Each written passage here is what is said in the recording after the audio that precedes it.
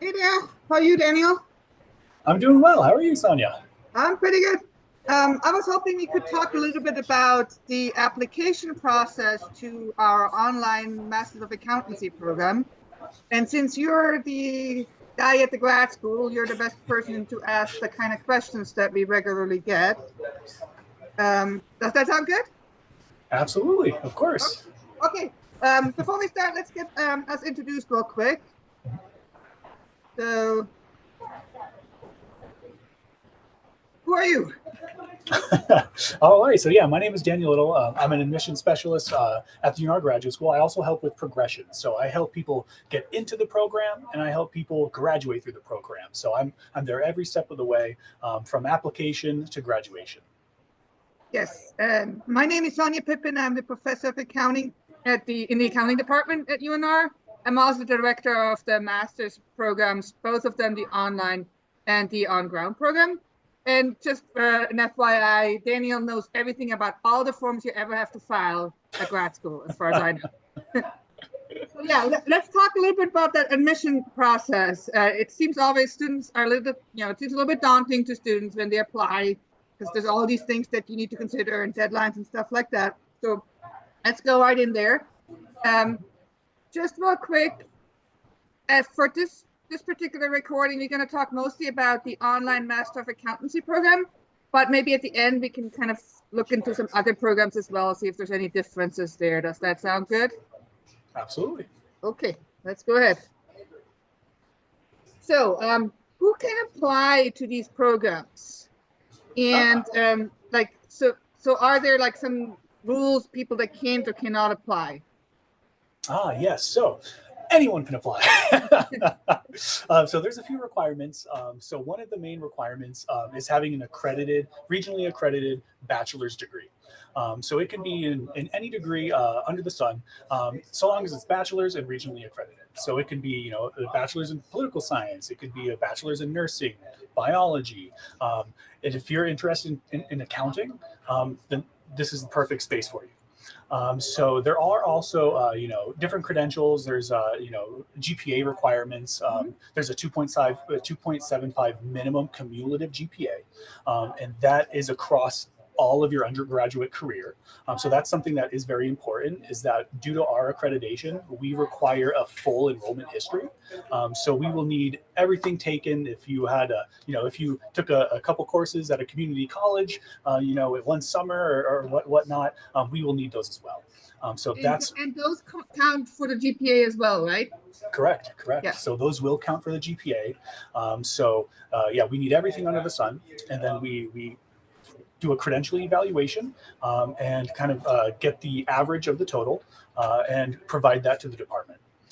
So there are special rules for international students.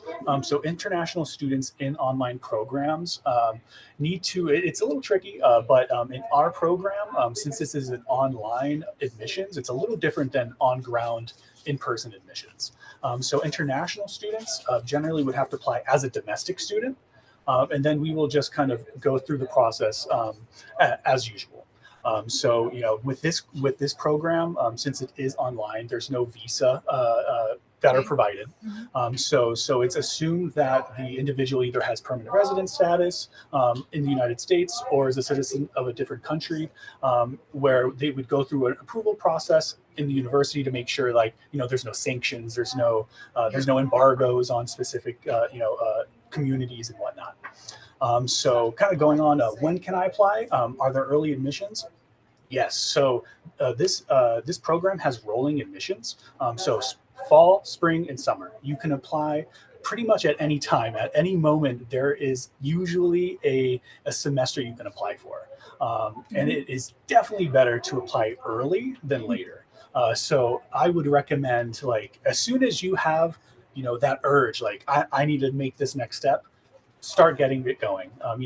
Update your resume, get your statement of purpose going. So that's one of the requirements. Is two of the requirements is providing a Mhm. resume, with in-depth experience, your education, so we can know a little bit about you, and then your statement of purpose, which is kind of you saying why I would like to pursue this program, how I would benefit, and how the program would benefit having you as a great candidate.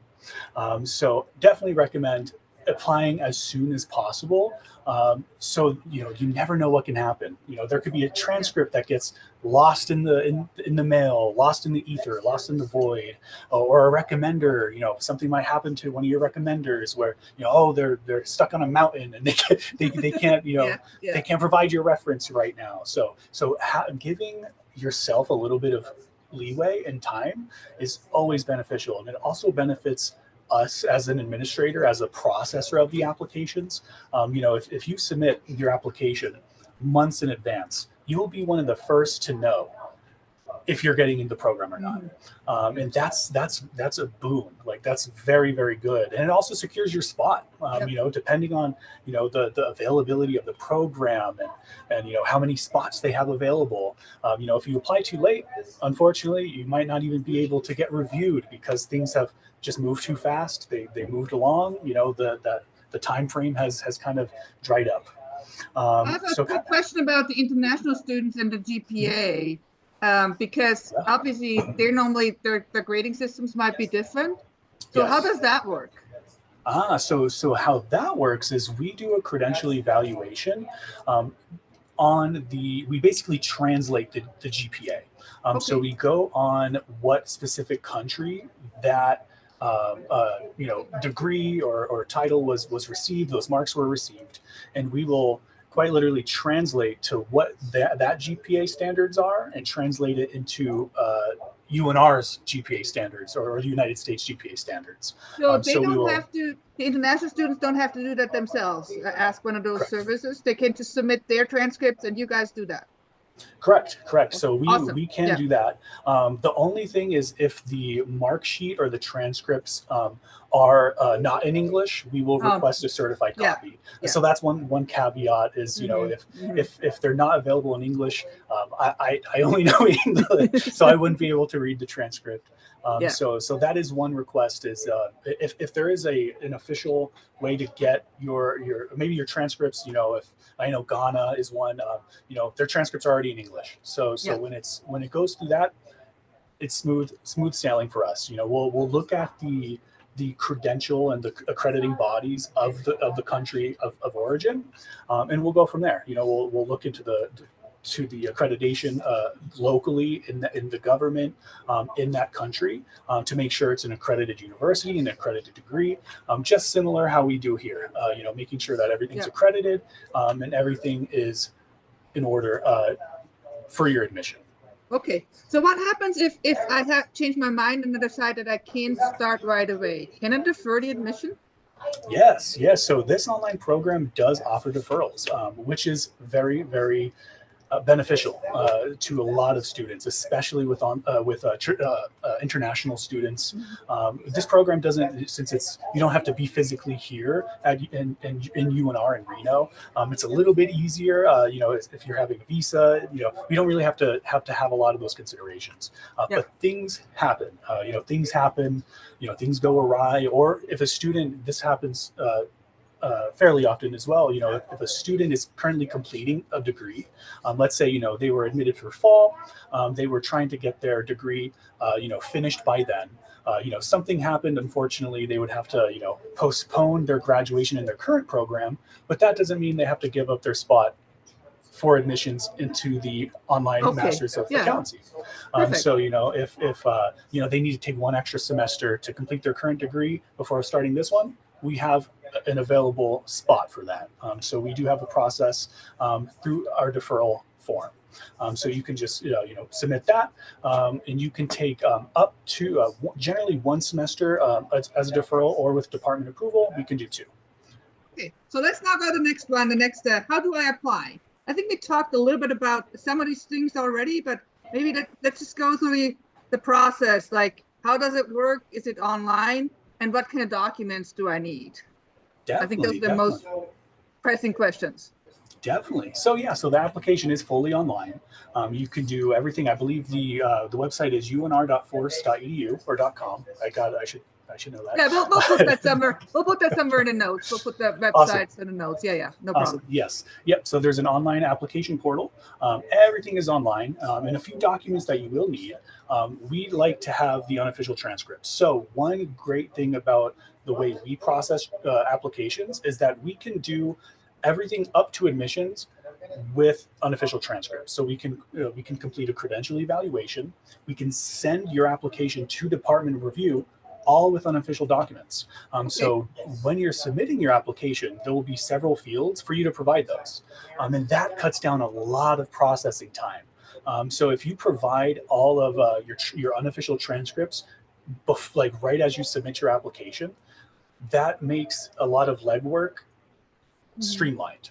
So instead of us having to look at your application and say, hey, we're missing a few things here, we'd have to reach out to you. You'd have to look at it. Yeah. You're busy. You're at work. You're doing this. Where things going on. If you provide those documents up front, we can have your application reviewed in a matter of days potentially. So a few other documents that you need is also the resume. So you need a resume. You also need a statement of purpose, and then you'll also need a couple of references, so letters of references. So in the application portal, there's a spot for you to put the information for your reference directly in the application. Then as soon as you do that, they'll be sent an email directly to upload the reference. And that makes things a little hands off for an applicant. They just have to set it up, and then their reference can do the rest. So sometimes though those emails do get sent into spam folders. So that's one thing that references need to look out for. So just if you're setting up an application, let your reference know, hey, I'm submitting this application. Keep an eye on your email. Make sure you check that spam folder, and all of that stuff. Who do I ask? Who do I ask for my references? Like, what kind of people are good to ask? So some good references for you is definitely professional. So an accountancy, it's a professional field. So anyone that you've had, supervisory experience with, a coworker in the field would be a great benefit to your application. And then there's also academic references. So either a previous professor would be a great, or maybe an advisor that had a great connection with and worked well with in your undergrad. So those are my recommendations. So professional, either supervisor or a coworker that you have great experience with, that you both have benefited from learning from each other, and kind of done good work together. And then the academics, so professors, advisors, academic mentors, things of that nature. Okay. So obviously we already talked about that I can actually start the application if I don't have all the documents. So the answer to that is yes. Yep. But those official transcripts, I think that can be a kind of a hurdle, especially if you are not from the US or got some education from outside the United States. So how does that work? And what happens if I just can't get them? Is there any way around that? So unfortunately, so official transcripts are needed 100%. So it just depends on when. So as I was saying with the review, so we can review an application with unofficial documents. However, once that admit decision has been posted, then we will need those official transcripts. So it kind of goes back to submitting your application early, especially for those international students out there. Things can take weeks, sometimes months to be received. So being proactive on that, giving yourself time.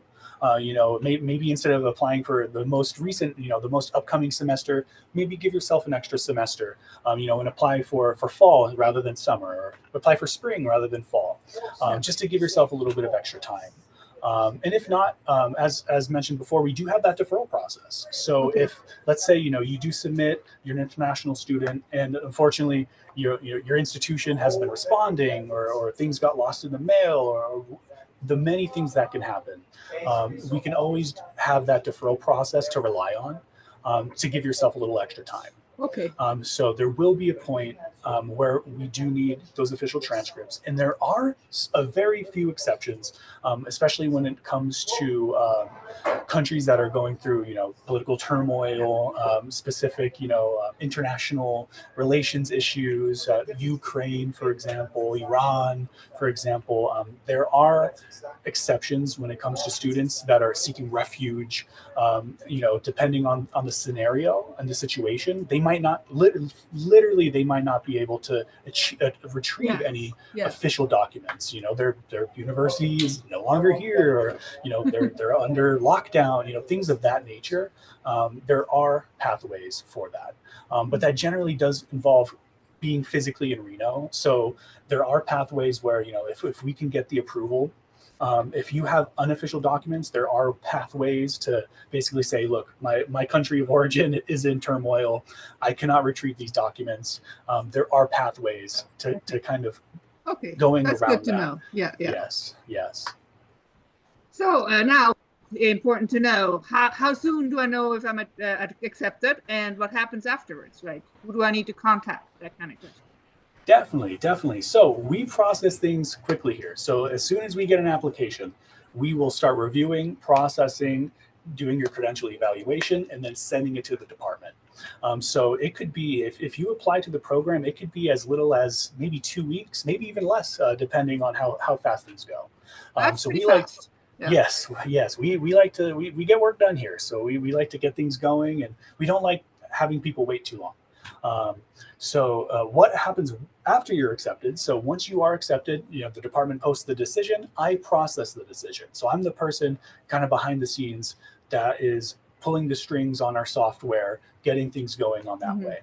So as soon as the department will post a decision, within 24 to 48 hours, I will post that decision. And once you have it, you'll get an email saying, hey, log into your application portal. You have some news. You go in there, and then you'll have to accept admissions. Or, if you don't want to, you don't have to. But we want you to. We would want you to. So when you do get that, you'll have a field to accept your offer. And that is a key step. So you have to accept the offer in order to be matriculated, in order to be put into your program. So that's one key thing that is required after a decision is made. So the job's not done once you post your, submit your application. You're on the hook for a little bit, where if you have that decision, you do have to respond. So and once you are admitted, if you have any questions, you can contact myself or Sonia, Dr. Pippin here, and we would be happy to help. I'm there for you too. Yes. Yep, and we're there. And like I said, I'm there every step of the way. So through admissions to graduation. So I would be a great point of contact, for anything kind of like behind the scenes, hey, I have a question on this form, or I have a question on graduation, how do I go about applying for graduation? I'll be there kind of every step of the way to help you and assist with that. So now another question, of course, cost. Now, we're not going to talk about the cost of the program here right now. We can discuss that separately. Don't want to go into detail there, but everything's expensive, but we know that. And the question is there financial aid available? How much, and how do I get that? Definitely. So financial aid is available. So generally with graduate students, and this is under just normal circumstances, there are certain levels to financial aid where you can get more and be qualified for receiving more aid. But generally for grad students, they get about $20,000. I believe it's about like $20,500. Per year? Is that per year? Yes, per year. Okay. And that is divided into 3 semesters. So since this program is fall, spring, and summer, it goes continuous. That $20,000 some odd dollars is divided into 3. So each semester you get about seven grand or so, and you can apply that to what you need. So financial aid, and anything left over will generally go right into your bank account for you to utilize to get through your semester. So whether it's transportation, paying rent, things of that nature. That stuff, Yes, that kind of thing. Yes, so financial aid is available. Very, very helpful. And there are scholarships available too. So there's general scholarships that any graduate student can apply for under the sun. Whether it's for having brown hair or having Yeah. blue eyes, things of that nature. You can apply for stuff like that. And the university also has some forms of scholarships as well that you can apply to, that the program is able to receive. So we do have a financial aid website that you can navigate to, and it'll have a bunch of resources on there. How to apply. I'll post using that too. FAFSA. I will post that too, so we have that on there. Yeah. Absolutely. And sorry, go ahead. I just want to mention, for the online program, unfortunately, there is no teaching or graduate assistantships for the online Master of Accountancy program for various reasons. Many of the students are not in town, so it kind of doesn't, and we don't really know where they're from, so it's kind of hard to do that. And then also, if you're a professional, you probably have a daytime job or at least something, so it would be hard to be a GA or a TA at this point. So at this point, there are none available, but financial aid and scholarships, that's good to know. Definitely. And then on the financial aid and scholarships website, there is also an online appointment portal. So you do not have to be physically on campus to have an appointment with our financial aid office, which is awesome for our online students. Yes, that's really good. Yes, thank you for pointing that out. Okay, what other questions do applicants have? Do you have any other things? That is a good question. And the other question I had is like, how is it different for other programs? What's different there? What the main difference is in the application process? In the application process, let's see. That's a good question. So one for the life program, for right now at least, although that might change in the future. We still require the GMAT. Yep, for the, that's what for I the was life thinking. program. That's right. That's not for the online program, but that can potentially change at some point down the road. We don't know that. But if you can't think of anything right now, well, there's the website that takes you to the grad school website. I do have one kind of question that does come up every once in a while is, what are the courses like? So are they like, sometimes I get questions on like, are they asynchronous? Are they kind of like hey, every Tuesday at 3 p.m. we have a lecture. So I do get that question every now and again. And I'm not too sure of the classes. So Sonia would be better to answer that. Yeah, so that's for the online program. They're all asynchronous, so no required class times, which is really, if you want to make a true online program, you really can't do that, because you might have people from all over the world, for all I know. I mean, right now we don't, but what if somebody lives in the Middle East? I mean, how are you going to have a class time and on Tuesday at 3? That's not really going to work. So no, it's all asynchronous online, good. Which is, for a working professional, it's really the way to go, in my experience. Yep. Absolutely. Well, that's awesome. I think this was really helpful. Thank you so much, Daniel. Of course. Yeah, and our emails are on there, so if you have any questions, and I'll post a few more websites down in the comment section. And yeah, reach out if you have any more questions for the application process. Thank you so much. Absolutely. Thank you.